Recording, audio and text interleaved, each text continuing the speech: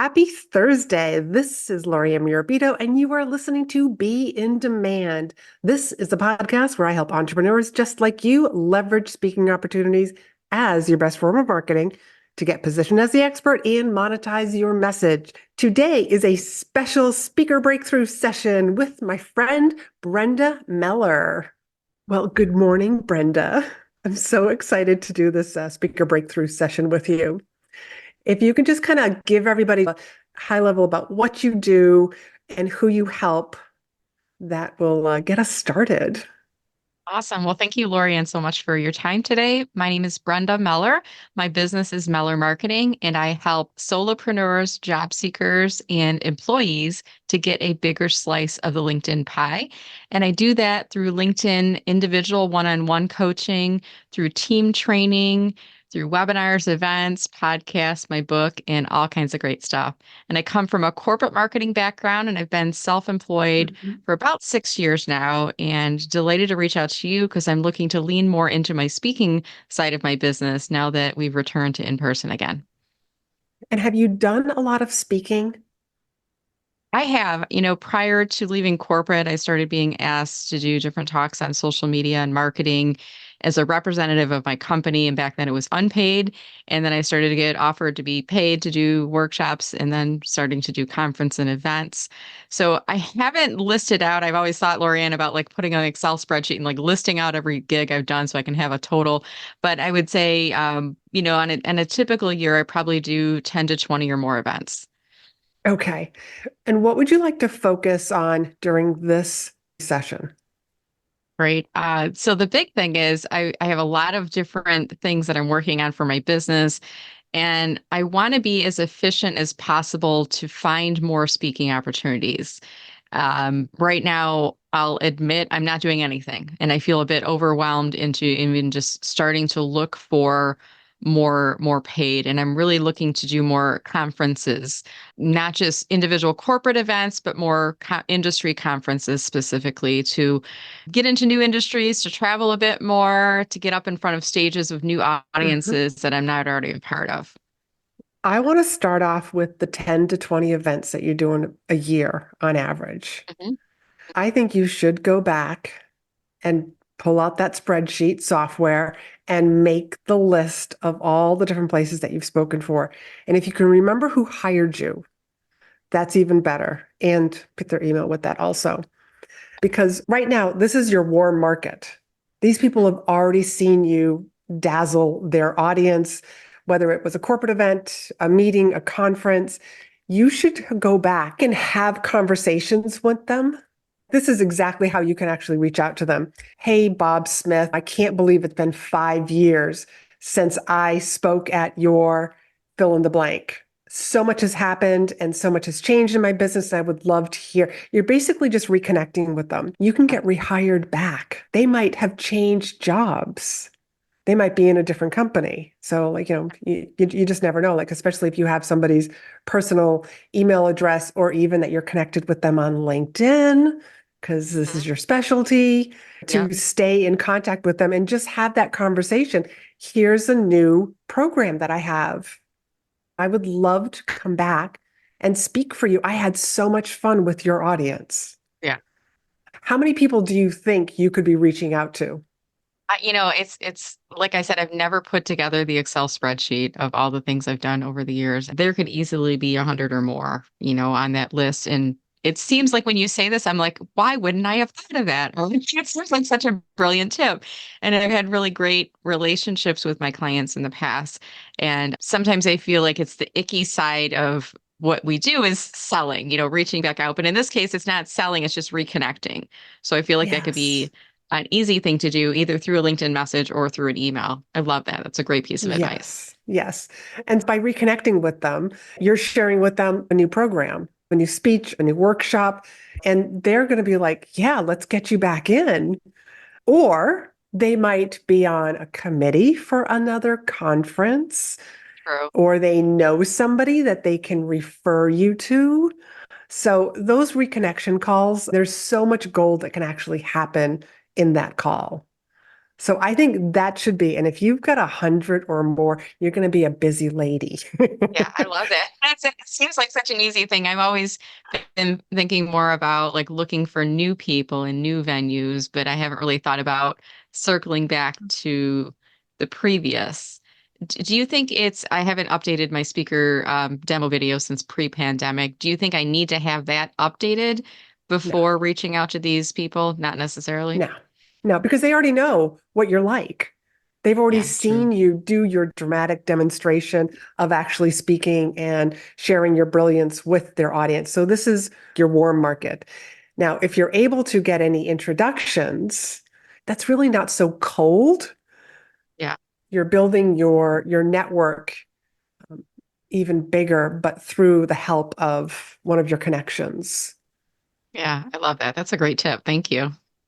And so here's another thought, and I haven't looked at your website. It Mhm. sounds to me if you've got a speaker reel, you've got a web page that's Yes. dedicated to your speaking. Perfect. Yes. That's what I love to hear. Yep. And on that page, Um, I do have the video, and then I have like a form that they can fill out to hire me as a speaker, which comes to my email inbox. And then if they are paying for speakers, I'll reach out. If they're not, I kind of refer them to free resources instead. okay. So you ask them Mhm. what their budget is for I speakers? do. Hmm. That Hmm. was my next question for you. Oh, you're just Hmm. making my heart sing, by the way. Um, and so the other thing that I would say, and again, I haven't looked at your speaker page, do you have a list of the clients that you've worked for? So some I do, and I have like categorized industries. Like here's examples of industries that I've spoken with. Here's associations or organizations, and then here's national conferences I've spoken at as well. So I try to document those. I think there's one category where I talk about corporate organizations where I've spoken to their groups as well. And now that you Perfect. mention it, it's probably been a few years since I've looked at updating that. It probably could do for a refresh, but I think even as it stands, it's a pretty impressive list. I'm proud of it. Well, it sounds impressive just listening to it from here. So I'm glad that you're doing that because some companies do have, you got to get permission to use their logo. So Hmm. having a list, like here's all the different companies that I've worked for in the insurance industry, oil and gas industry, you can just like list them out. So Right. that's another great idea. And I'm assuming you have speaker in your bio and your email signature. I do have it in my, when you say bio, yes, bio, and I'm thinking LinkedIn. So I'm thinking in my LinkedIn headline, it lists speaker in there as well. Email signature, I don't have speaker. I do have LinkedIn, my company page. So I'm promoting more of the LinkedIn aspect of things, but when driving them to LinkedIn, it's in that. But you're thinking it should be in the footer as well? Why not? You never know who's opening your email who gets forwarded your email. I have gotten booked for events because somebody forwarded my email to them and then they Gotcha. reached out and said we want to hire you for this event. Okay. So So including that yes, you're a speaker. So that now it's so like I'm a meeting yeah. planner. I'm going to like I see the word speaker. So I Mhm. know that you're a speaker. So I'm going to go to your website and go right directly to your speaker page. Gotcha. So would you list it out like Laurie-Ann Mirabito, comma speaker, or how do you list it in your, how would you recommend it be listed in the email footer? What do you have right now? I have to open up a new email to see what I have in here. So my email signature says Brenda Meller, Chief Engagement Officer at Meller Marketing, and then it has website, LinkedIn profile, company page, cell phone number. What do you want to be known for first? I'm a LinkedIn coach, so I think that's what people do know me for. My official company job title I give myself is Chief Engagement Officer. I don't know if speaking is the top. It's one aspect of my business. It's not So let's right put it now at the the top. end. Let's Okay. put it at the end. And the reason why I'm Okay. thinking put it at the end is so that like I see it. It doesn't get buried in the middle. Okay. I like that. I'll do that. And we They're still have great more tips. time. What else can I help you with? Well, Um, speaking's the fastest way to grow your business. do you have any tips about updating speaker demo video? And I've since post pandemic, I've been speaking at different events, and when possible, and I ask with the meeting planner first, I will set up my phone on a tripod rather, grab clips of myself speaking. And now I've got, probably half a dozen or so newer clips post pandemic. And I want to get this updated. I don't right now have the budget to outsource. A lot of the places I'm finding they're saying 2,500 to 5,000 plus to create the video. Do you know of any resources or suggestions on getting, more cost efficient speaker demo video created? If you've got a really good friend who's great with video, a VA, I mean, we're talking about like, I don't know how your video's been set up, but is there almost any way that you can just insert these little pieces in the middle? I mean, the old one Whether, is really old, and every time I look at it, I cringe a little. I'm like, oh my gosh, I can't believe I'm using this for my video. I feel like I need to start from scratch with what I'm doing. So, okay. yeah, but maybe So I mean, I do have a VA that I'm working with, and I could look at that. What did you say, online PH? Online Jobs PH, those Okay, are some fabulous, talented VAs that are out in the Philippines, okay, and some people that are really talented with video. okay. I'll look at that. Yeah. And I think just watching some speaker reels and I like this, I don't like that, so that you have something to go by. And for all of those little videos that the sound quality is not great, put those together Okay, and you can do a voiceover. good So point. it's like I Yeah. see you on stages. I can see that there are people in the audience. The audio wasn't great. So it's a great way to still use that footage Okay. and have you talking about some of your thought leadership. Okay. Now, Mhm. one other thing I want to talk about and point you to is because you have a podcast. Yeah. Mhm. What's it like to hire you as a speaker? You should be doing podcast episodes on this. So the podcast is it's called Enthusiastically Self-Employed, and it's for people who are Mhm. solopreneurs, coaches, consultants, not necessarily conference event organizers, planners, people who would book me for the larger events. So do you think I could still do an episode? I guess I could because I could be speaking to coaches and consultants who are looking to book themselves for speaking. Is that the angle you're thinking? Yes. Okay. Yes. Mhm. And even a behind the scenes.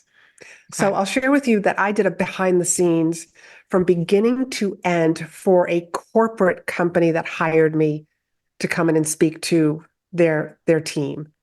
Now, I speak mostly to coaches, consultants, and service providers, but I wanted people to see exactly what I do from beginning to end. Somebody reaches out, this is the conversation that I have. Here's the proposal. Here's why I give them three different options. I have a meeting here, a meeting there. I do the event, there's follow up. I just like walk people through. But another Okay. thing that you can do with your podcast is to be able to direct from your speaker page, like go listen to this episode. You could have an Yeah. episode where you're talking about this workshop, this particular speech, this signature speech of mine, maybe even like, hey, I just spoke at this particular conference. I And love. I just want to share with you what Yeah. happened and why I loved it so much. I mean, you're doing like some PR for that conference and those meeting planners. And it's a great way just to like keep using it as go listen to this episode so you can learn what it's like to work with me when you hire me as a speaker.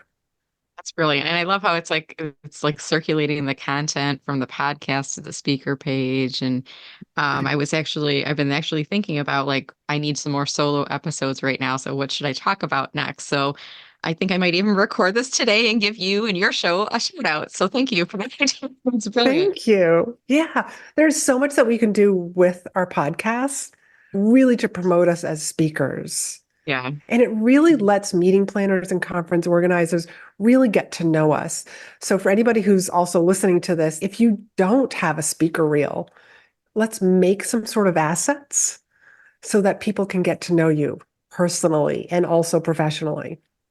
I love that. I do have one final question for you too. Yes. In this pie in the sky type of a scenario, my Mhm. friend and I were talking about getting together in person. She's in the Connecticut area. I'm in here in Metro Detroit. And I said, why don't we like try to find a destination? And we're both speakers. And I said, let's make it a goal for us both to find a speaking engagement and to be on the same stage in Hawaii. So we put it as like a, Ooh. a big, hairy, audacious goal at some point in the future to find a speaking engagement in Hawaii. So do you have any suggestions on finding speaking engagements in a specific city? Should we be looking at conference centers, or should we be doing Google alerts for these sort of things? Any thoughts there? Okay. All of the above. So Yeah. Okay. definitely, the first thing I would do is find the convention centers, Okay. not so much the hotels, but the convention centers actually have the agendas, the lists of the different conferences that are coming. Okay. You'll find that on their website. The beauty of that is that the chances are they also have the contact person. Okay. Here's who to reach out to. So that's one. The second one is doing Google research Okay. and typing in spring 2025 Yeah. conferences in Honolulu for women business owners. Lots of keywords and finding what conferences are already planned. Okay. And is it fair to say, when we're looking for things like this, 6 to 12 months out, is that the right time frame to be looking for? Okay, so that's always a tricky question. Yeah. You have to start having those conversations. Some places, because of budgets, and if you're going to book a speaker, you've got to pay 50% up front. So Right. sometimes that actually delays them in booking their speakers. Okay. But other times, I have literally spoken to event organizers, and they're like, we start planning this conference 18 months in advance. So Mm. it depends on the organization. It depends on the size of the event. Okay. There's a lot of different variables. But Okay. let's just say you both are thinking of, hey, this spring or even this fall to meet in This Hawaii. fall. Yeah. Okay, so Right. this fall. So start reaching Hmm. out, find the events, reach out to Okay. them, find out if they've already booked all their speakers. You're just gathering information. And Okay. maybe it's a yearly conference. Yeah, Well, when do true. you start? So if they say we've already got all of our speakers for the fall of this year, great. When do you start booking for next year? When do you start Okay. planning for next year? And they'll tell you. So for example, if they say March, fantastic. I will reach out to you in the beginning of March. Okay. I Don't like that. send Yeah. anything to them early Hmm. because they'll lose it, they will Right. delete it. It's just Hmm. it's not on their list right now. Yeah. So Okay. whatever their time frame is, that's when you want to reach out to them. Okay, great. So when my friend and I, when we find this and we both get booked, I'm going to be reaching back out to you and I'll be like, it happened. I feel like Good, sometimes that's though what I want. we need to tell the universe like this is going to happen. This is something we're both working on right now, and we shall see. I'm a big believer in the power of, what do they call them? Not accolades. I'm blanking. Affirmations. So, kind of Yes, saying I am on the stage in Honolulu speaking, and my friend Annette is with me, and she'll be speaking next. So I'm a big believer in that, that's the power of affirmation. fantastic. Yeah. That's fantastic. I love that. I got it So on my post-it note. It's happening. good.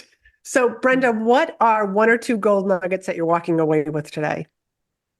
So many. The first is, going back through my past clients where I've done paid speaking engagements with and reconnecting with them, checking in to see if there might be opportunities to speak that with them again or to request introductions if they know of anyone. That's a big one. The podcast is another one for me, like getting a podcast episode, what it's like to book me as a speaker and to walk them through the process. The third is for the Hawaii thing to look at the convention centers and look at their agendas. I feel like when you're saying these things, I'm like, I should know that already. But I think like someone like you articulating, I think I knew of it, but I didn't really think about it. So Mhm. those are three nuggets for me, things that I'll be working on. Absolutely. Oh, wonderful. And would you just tell people where they can find you and shout out for your podcast too? Yeah, absolutely. So again, Brenda Meller, my last name is like Keller, but with an M. You can find me at mellermarketing.com. LinkedIn is my game. So if you go on LinkedIn, you can see me on there. And I also have a podcast called Enthusiastically Self-Employed. And I'd love to actually have you come on my podcast as well, Laurie-Ann, if you're interested. Thank you. Yes, yes. Let's talk more about that. Okay. Thank you Wonderful. very much. I really appreciate, and I'm so glad that you snagged one of these speaker breakthrough sessions. This was wonderful. Thank you so much for these gems. This has been so helpful. I didn't know what to expect from this call, but I feel like you gave me so much great information to work on. So thank you so much, Lori, and I appreciate it. Wonderful. Wonderful. That was a great session. And if you're a coach, a consultant, or a service provider who's tired of hearing crickets on social media and you're ready to make money, this is for you. I want to connect with you for a free speaker breakthrough session. In this free 20-minute session, I'll analyze where you're currently leaving money and opportunity on the table, especially when it comes to visibility, booking more sales calls, and how to leverage speaking opportunities. Then I want you to go book the speaker breakthrough session. Go to speakandstandout.com/SBS, which stands for speaker breakthrough session, and book your free 20-minute session.